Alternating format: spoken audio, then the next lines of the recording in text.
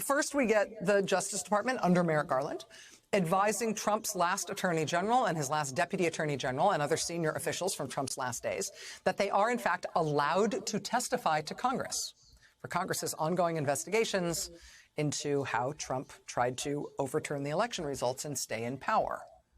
So the Justice Department okayed former Trump officials testifying to the congressional investigations of those matters. Then the Justice Department handed over to those congressional investigations. The Oversight Committee in the House, the Judiciary Committee in the Senate, handed over to them a bunch of documents from the Justice Department from that time period. Those documents include notes from the Trump Deputy Attorney General, Richard Donahue, from a call on December 27th. These notes showing Trump complaining in that call that there must have been fraud everywhere in the election, and the Justice Department should do more to promote and legitimate his claims of fraud. The notes say President Trump told the Attorney General and the Deputy Attorney General in that call, quote, "Just say the election was corrupt and leave the rest to me and the Republican congressman." And that obviously landed as a bombshell and got a ton of attention over the past couple of weeks since those notes were first released to the public by the House Oversight Committee. But here's the other part of those handwritten notes that made me basically swallow my tongue when I printed out the whole set of notes on vacation and read them. It's just a single line on page 4 of these handwritten notes. This is apparently, again, quoting Trump. Most of these notes are just quoting Trump on this call. And according to the notes, Trump says in this call on December 27th, says to senior Justice Department officials, the Attorney General and Deputy Attorney General, he says to them, quote, "Georgia legislature is on our side." The reason that is so bad, that single line is such a doozy, is because of what we now know happened the very next day. By the very next day, December 28th, we now know, an apparently very Trumpy senior figure at the Trump Justice Department, a man who ran the civil division of the Justice Department, a man named Jeff Clark, drafted this letter that was to be sent to the governor of Georgia, the head of the state assembly there, and the head of the state senate there. "Dear Governor Kemp, Mr. Speaker, and Mr. President Pro Tem, quote, the Department of Justice is investigating various irregularities in the 2020 election for President of the United States. The department will update you as we are able on investigatory progress. But at this time, we have identified significant concerns that may have impacted the outcome of the election in multiple states, including the state of Georgia." The next paragraph of the letter is him then linking to the moonbat Rudy Giuliani fake hearing in Georgia in December. That was so bonkers, it ultimately contributed to Rudy Giuliani having his license to practice law suspended in multiple jurisdictions. But that's what Jeff Clark cites as the evidence for these terrible revelations of corruption in Georgia. Jeff Clark's letter continues, quote, "In light of these developments, the department," meaning the U.S. Department of Justice, "recommends that the Georgia General Assembly should convene in special session to take additional testimony, receive new evidence, and deliberate on this matter. The purpose of the special session, the department recommends, would be for the Assembly to evaluate the irregularities in the 2020 election, determine whether those violations show which candidate for president won the most legal votes in the election, and number 3, to determine whether the election failed to make a proper and valid choice between the candidates, such that the General Assembly could take whatever action is necessary to ensure that one of the slates of electors cast by the state will be accepted by Congress on January 6th. So again, this is a letter to Georgia dated December 28th. This is Jeff Clark, head of the Civil Division in Trump's Justice Department, writing this letter, essentially telling the state legislature in Georgia that they should consider the election corrupt because the Justice Department has looked into it and found all sorts of significant corruption.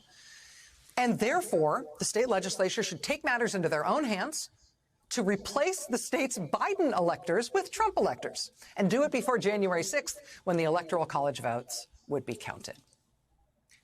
In the letter, Jeff Clark even spells out that although it looks on the surface like only the governor of Georgia could call the legislature back into such a special session like this, he says it is the opinion of the U.S. Department of Justice that the legislature can call itself back into session, even without the governor doing anything. They can do that on their own authority.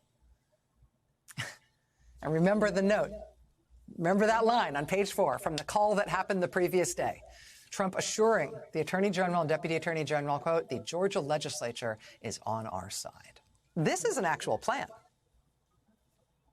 right? The letter has places for 3 signatures at the bottom. The Attorney General, Jeff Rosen at the time, Deputy Attorney General, Richard Donoghue at the time, and the guy who wrote it, Jeff Clark, the head of the Civil Division at the time. Had Rosen and Donoghue agreed with Clark that they should sign this and send it, think about what that would have meant. There, of course, would have been a national clamor that the U.S. Justice Department had declared the election to be corrupted, potentially fatally so. The Georgia Republican legislature, if Trump was right, if Trump was right that they were on board with this, they're on our side, and if he was right, they would have tried to call themselves into special session to what? Try to recall the state's Biden electors from the Electoral College. Instead, consider whether the other slate, meaning the Trump slate, should have been sent instead. So Jeff Clark sent over this draft letter dated December 28th. He also sent over an email accompanying the letter to the Attorney General and the Deputy Attorney General. In that email, he spelled out exactly that the plan was to do this not just in Georgia, but in multiple states. It says, quote, "The concept is to send it to the governor, speaker, and president pro temp," he says temp, it should be president pro tem, "of each relevant state, to indicate that in light of time urgency and sworn evidence of election irregularities presented to courts and legislative committees, the legislatures thereof should each assemble and make a decision about elector appointment in light of their deliberations." So they're gonna send this thing to Georgia, saying the Justice Department has found serious irregularities. You all should convene yourselves in a special session and look at your slate of electors. Know what I mean? They're going to send this thing to Georgia. They believe Republicans in the Georgia legislature are on our side and will act on it, will actually do it. They'll replace the election result in Georgia with their own choice of Trump electors. And they plan to do the same thing in multiple other states where, again, they think Republican legislators will act. And of course, they'd be much more likely to do that if Georgia went ahead first, especially if they had this backstop from the U.S. Justice Department talking about all this fraud in the election, and that could be used to justify their actions. So it would be Georgia first, but then presumably it'd be Pennsylvania and Michigan and Arizona and Wisconsin and Nevada, everywhere they believed that Republicans in control of the state legislature would go for it. I mean, this wasn't a fantasy. This was an actual plan, an actual thing that they tried. And for one, it solves an actual mystery, a thing that has been bugging me since January. Just before the attack on the Capitol obliterated all other news on January 6th, we learned that the top federal prosecutor in Georgia, so effectively the top DOJ official in the state of Georgia, had suddenly resigned his position. So the U.S. Attorney in Georgia, his name was B.J. Pack. We covered it intensively at the time. Why is B.J. Pack resigning? Particularly when it emerged that Trump had been calling election officials in Georgia, personally pressuring them to declare the election a fraud. Why did the U.S. Attorney in Georgia resign in the middle of that kind of pressure from the president?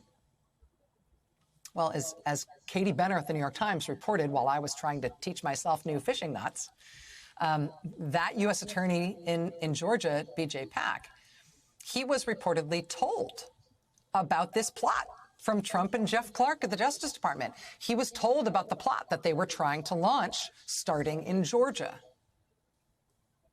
As the top Justice Department official in Georgia, U.S. Attorney B.J. Pack, a Trump appointee, would presumably have had to go along with that or get out of the way, right?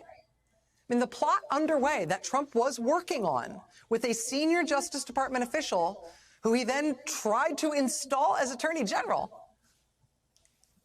What he was working on was to have the Justice Department declare Georgia's elections to be corrupt and then tell Republicans in the legislature to go ahead and convene themselves and declare Trump the winner, to pick a Trump electoral slate to replace the Biden slate. The U.S. Attorney in Georgia, B.J. Pack at the time, would have had to back that up as a Justice Department official, or he would have had to quit and get out of the way. Well, we now know after he got a call from the Deputy Attorney General, Richard Donoghue, late on the night of January 3rd, he quit early in the morning of January 4th. And we now know that that Deputy Attorney General, Rich Donoghue, and the Attorney General, Jeff Rosen, they didn't sign their names on the bottom of that letter to Georgia in the space that had been left for them to sign. And it looks like that Deputy Attorney General Rich Donoghue warned the U.S. Attorney in Georgia about this plot, this actually rational, conceivable plot to overturn the election using fake fraud claims in Georgia, backed up by the U.S. Justice Department and backed up and effectuated by Republicans in the legislature of those states who would be willing to go along with it.